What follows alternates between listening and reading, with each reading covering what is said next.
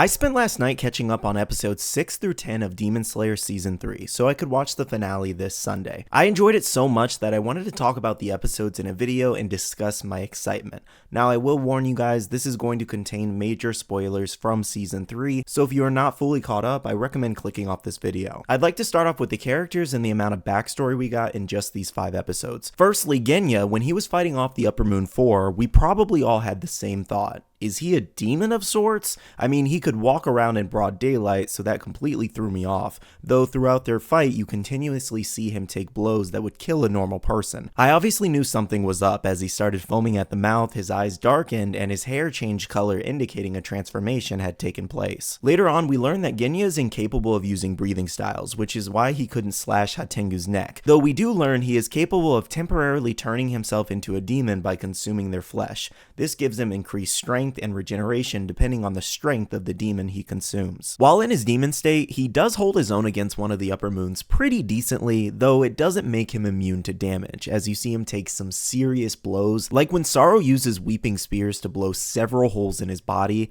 Thank God he had demon regeneration, as there would be no coming back from a hit like that. Off the top of my head, I don't think there is any other character introduced that has this unknown ability. I could be wrong though. As an anime only, I can only assume that they will explain this more later on, but right now they didn't state how he gained this ability. Now by this point, we learn about his backstory and his older brother Sanemi, the Wind Hashira. During Genya and Sanemi's childhood, their siblings were slaughtered by their mother, who had turned into a demon, and Sanemi was forced to kill her to save Genya and himself. Not to mention, Genya was way too young to fully understand the situation, and in shock, he calls his brother a murderer. And this drives a huge wedge between the brothers, and this is probably Genya's biggest regret in life. Something else I should probably mention is that their father was not a good person, and actively beat them as well as their mother. He was actually so hated in their village that a random person ended up stabbing him to death. So after the death of their father, mother, and siblings, on top of hating each other, they were both completely alone. It's truly a horrific backstory Genya has, but it helps you understand why he acts the way he does towards others. Genya's goal is to become a Hashira and fix his relationship with his brother Sanemi, which really opens you up to his character and helps you gain respect for him, as initially he comes off unlikable due to his temper and harsh words. Something that I can say about Genya is that he has the determination of a Hashira, and I hope to see him become one later in the story. Next is Muichiro. In these last few episodes, he is still in the fight with the Uppermoon 5 Gyoko, and had found himself trapped in a water prison which slowly was drowning him. While in the prison, he deals with a lot of self-reflection and attempts to accept his death, though Tanjiro appears in front of him uttering words that his father once spoke that seems very familiar to him. Both of those things combined with Kotetsu providing breath via air bubbles, he was able to break free with second form 8-layered mist. I will say Kotetsu is goated for thinking about blowing air bubbles in there to help out Muichiro. I'd like to also add in here that anytime he performs a breathing technique, it is visually stunning, and they animated him extremely well. Now upon him breaking free, his memories flood back and we learn of his very gruesome backstory. As a young boy, him and his twin brother Yuichiro lost their parents at only 10 years old. This throws Yuichiro into a rage, resenting the whole world and not wanting to help anyone in it, while Muichiro is nothing but kind and wanting to help others. It's a really crappy situation for two kids to have to restart their whole lives again in the woods with no one but each other. We end up seeing an appearance from Amane, Kaguya's wife, who offers to train them for the Demon Slayer Corps, but Yuichiro refuses and runs her off each time she visits. While he was acting like a huge jerk, I think it's important to not overlook his pain in this situation. He was forced to take on a father figure role to Muichiro at just 10 years old and just wanted to keep his brother safe, but in turn took out his anger and grief on Muichiro. One night when Muichiro wakes up to grab some water, a demon appears in their home and goes to attack him. Without hesitation, Yuichiro rushes to protect his brother, getting mutilated in the process.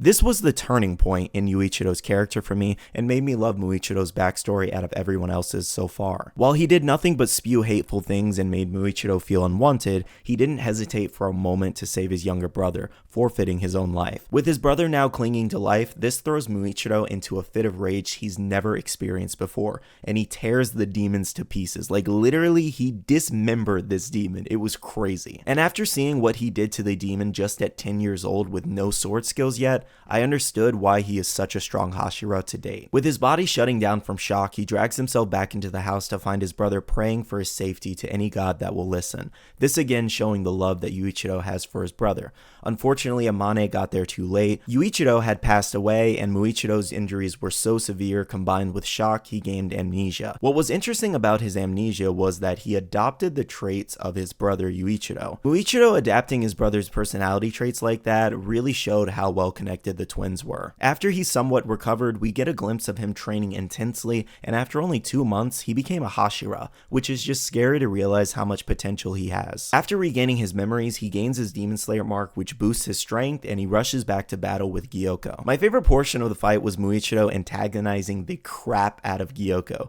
Side note here though, I hope Muichiro never smiles again because that was just insanely creepy to see him do. Like, that is nightmare fuel right there. He goes on to end the fight with the coldest line of this season.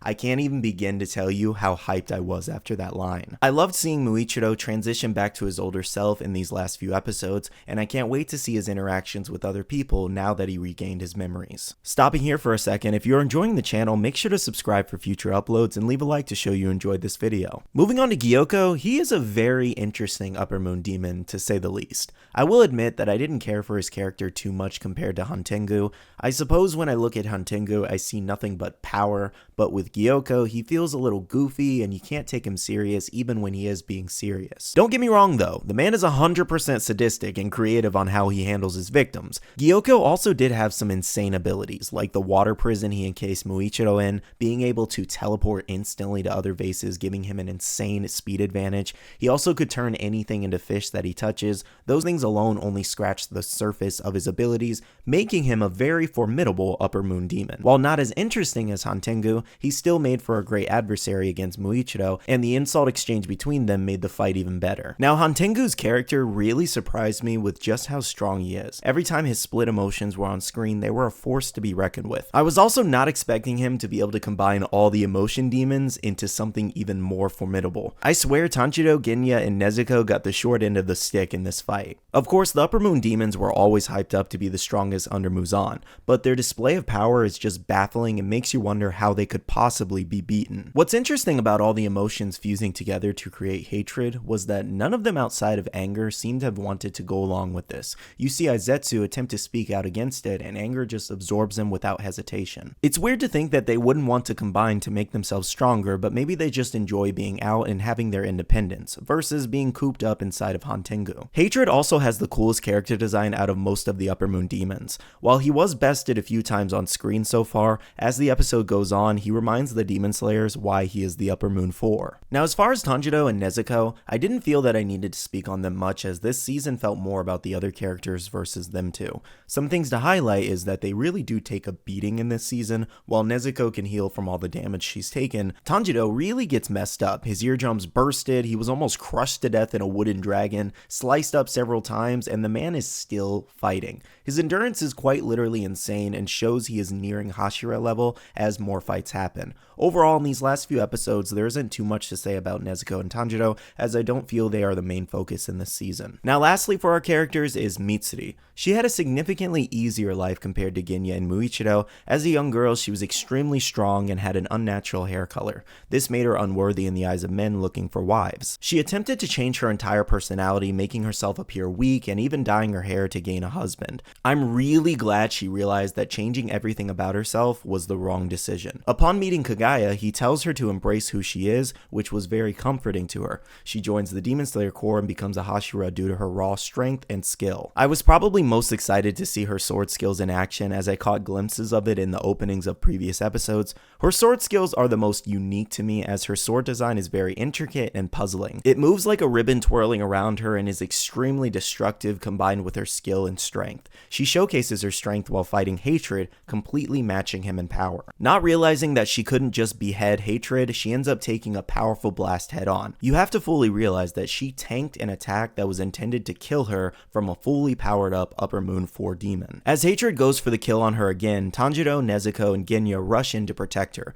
This motivates her even more to protect them all as she feels the love from her comrades. She sends them off to find and behead Hantengu, and it ends with her facing off with hatred alone. I can't wait to see her fully go all out against him. I think what makes Mitsuri such an enjoyable and lovable character is that she teaches you to love yourself and embrace who you are, regardless if everyone likes you or not. I mean, she is the love Hashira after all, so how could you not love her? So characters aside, some other moments I enjoyed was Hotaru continuing to work on the sword, completely ignoring his surroundings. He was sitting there tanking Uppermoon demon attacks, and we even got a glimpse of his face, and the man is beautiful. Like, that completely caught me off guard. I was not expecting him to just be beautiful under there. And this is coming from another man, alright? I can confidently say, he's beautiful. I've honestly always enjoyed his character when he's on screen throughout the show, but this season really highlighted his determination and dedication to his craft. One other moment I enjoyed was a callback to Rengoku when we see Kotetsu holding onto his hilt as Tanjiro asked for it to be placed on his next sword. Truly a beautiful and touching moment in all the chaos going on in the village at the moment. And we even see Muichiro remember back to a memory he had with Rengoku, making him tear up. As far as the Swordsmith village arc goes, it's a bit of a slower season in some parts, but it has a huge importance to the story. I think it has a very healthy build up to all the actions and encounters that unfold and features some of the most formidable Uppermoons yet. Aside from Gyoko, in my opinion, while he is strong, I'd argue Gyotaro in the previous season was more formidable than him, especially if he didn't have his love for Daki holding him back. Hantengu, however, keeps your focus on the screen as he is just a very entertaining antagonist whether he is split up or fused together. This season is also filled with so much storytelling of different characters and so much action sequences that it seems crazy to think they would fit all of this in just 10 episodes so far. Combine this all with the beautiful animation by Ufotable and it makes for a very fun watch. Make sure to let me know down below your thoughts and opinions on this season, and I'll see you guys in the next one. Thank you so much for watching.